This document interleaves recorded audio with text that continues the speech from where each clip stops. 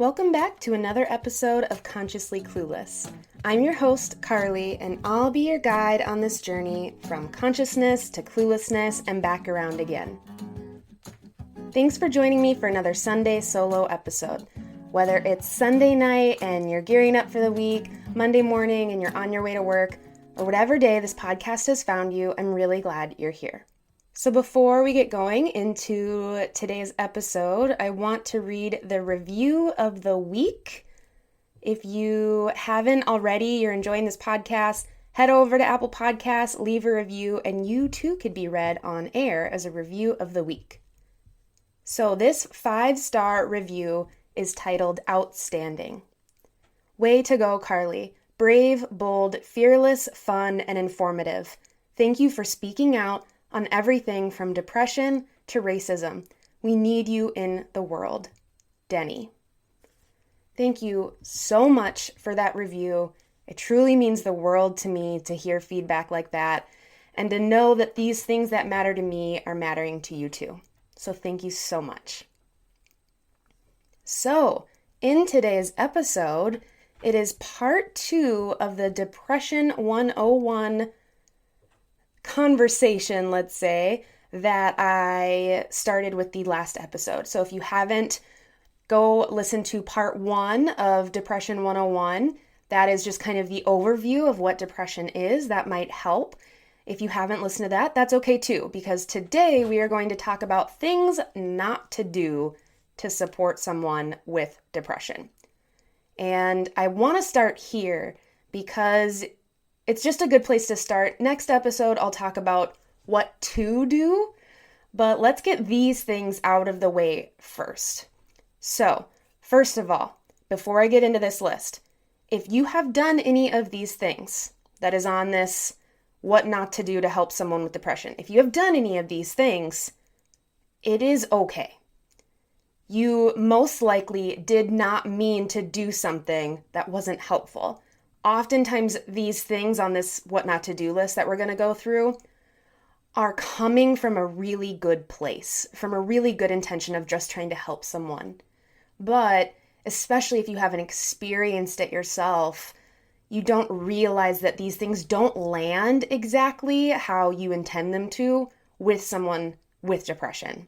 So it's okay. I don't want you to walk away from this episode and feel guilty or feel like you're a shitty person. I've done some of these things. I've done some of these things in the past, and I'm someone who's dealt with depression, so it's okay.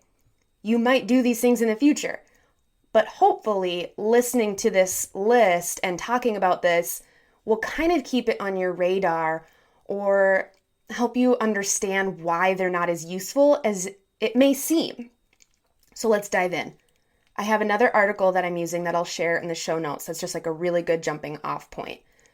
So things not to do. And this list I really liked, which is why I'm using it, and I'll share some of them on this list because it just really rang true with me that these things were like, no, thank you. So number 1 is don't take things personally. I'm going to read that again.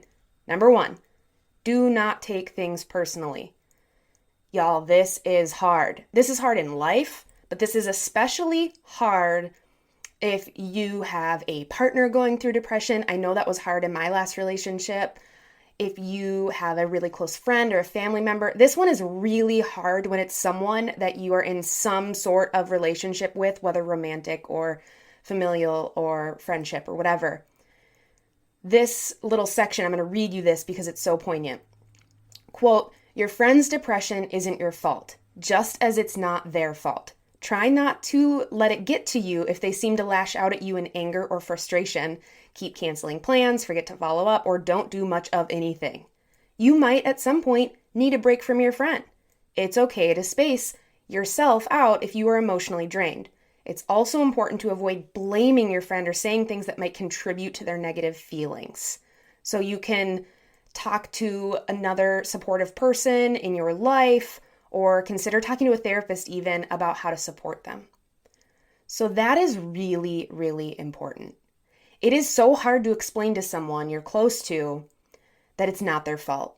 It is not their fault. when I was really kind of struggling the most with my depression, I think it was really hard for my partner to not internalize that. It was really hard for my partner in my past relationship to not think it was their fault. And it makes sense now that I'm out of it and look back, because it looks like you're being triggered by them. But really, it's just because you're around that person the most. So these things are going to come out in front of them more often. So don't take things personally. I know that's really hard, but just keep that one top of mind. Number 2, don't try to fix them. Woo! Don't try to fix them. This one is hard for me personally as a support person, because I want to soak up people's pain. I hate people being in pain. But trying to fix someone else, especially when you're in a close relationship with them, that's not your job. Your job is support.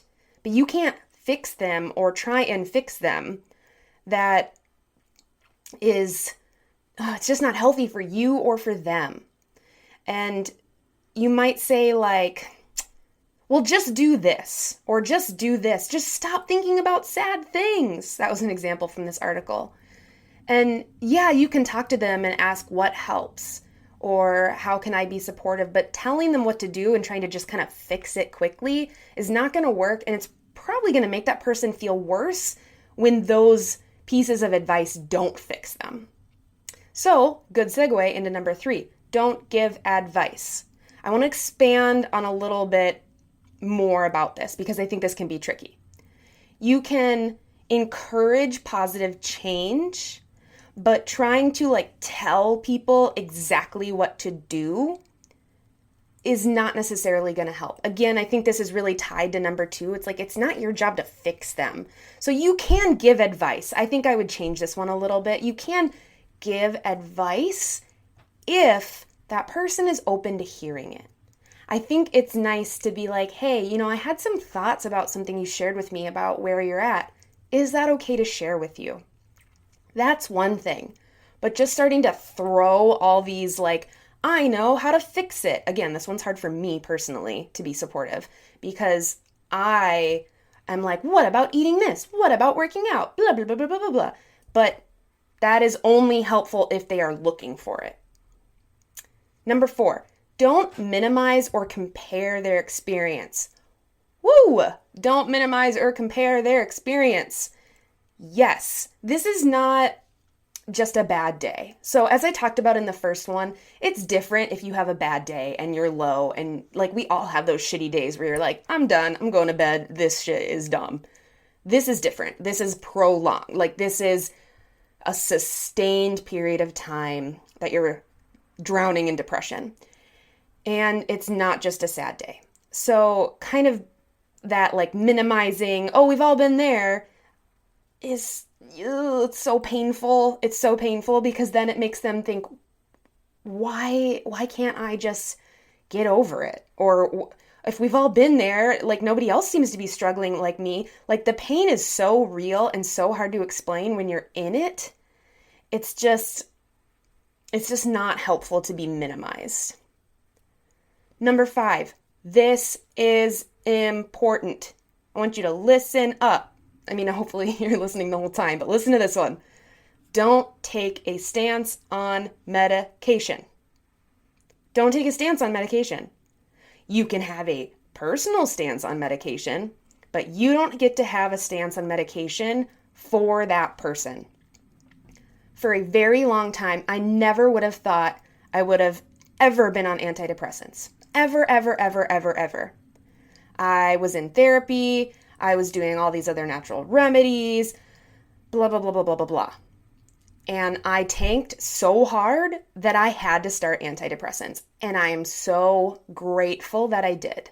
I don't think I'll be on them forever. I'm actually looking into lowering my dose right now. But it was a really good decision for me. And I'm so lucky that the few people in my life who were supporting me through this time were very encouraging and were very good at saying yeah, maybe that is something to look into if you're considering it. But it's not that anybody said you have to be on medication or The really scary part is when people try to tell you not to. Like, I can't believe you're putting that in your body. Like, yo, I'm a big old hippie over here, but I'm going to take antidepressants because I need to get out of bed in the morning.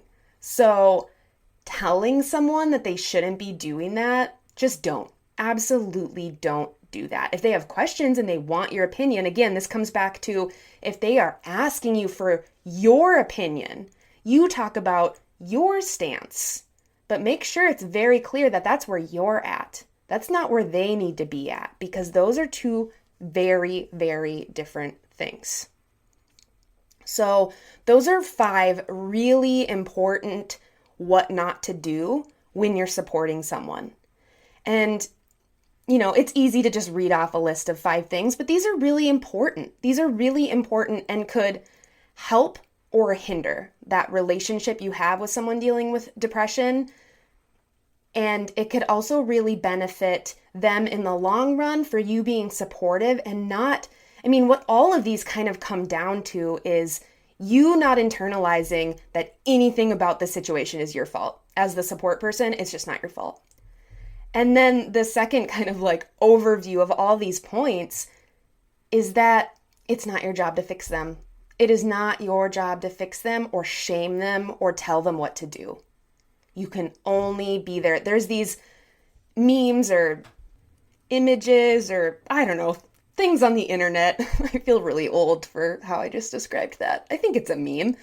Anyway, there's this image that I really love, and it's of a person sitting down and they look sad, and maybe there's a cloud over them or something, and someone walks up in the scene and asks what they can do, and they just sit down next to them. So it's not trying to pull them up or be happy, force this. You sit down with that person where they're at. That is crucial, absolutely crucial, because they're going to trust you to lean on you because you're just there. Physically, emotionally, mentally, whatever it is. If you're just there, those people for me made the biggest difference. I don't even know how to describe how important that was to me. So I hope this helps. I hope this gives you some tips on what not to do when supporting someone. Now that we've kind of got those things out of the way, next week, the episode will be all about what to do. So how do you support someone who's going through this? We know what not to do. Now, what do we do? Thanks for listening to another episode of Consciously Clueless. If you're enjoying this podcast, hit subscribe wherever you're listening. If you want to help me get this into the ears of more listeners, send it to a friend, text it to a family member, share on social media. Whatever you can do really helps me out. If you want to be read on air, again, head over to Apple Podcasts, leave a review, and you could be read on air as the review of the week. If you haven't yet, get your butt over to patreon.com/consciouslycarly and see all the things I'm offering over there. And finally, go to my website, consciouslycarly.com, and check out the Self-Love Reset course. I think you're really going to love it. Until next time.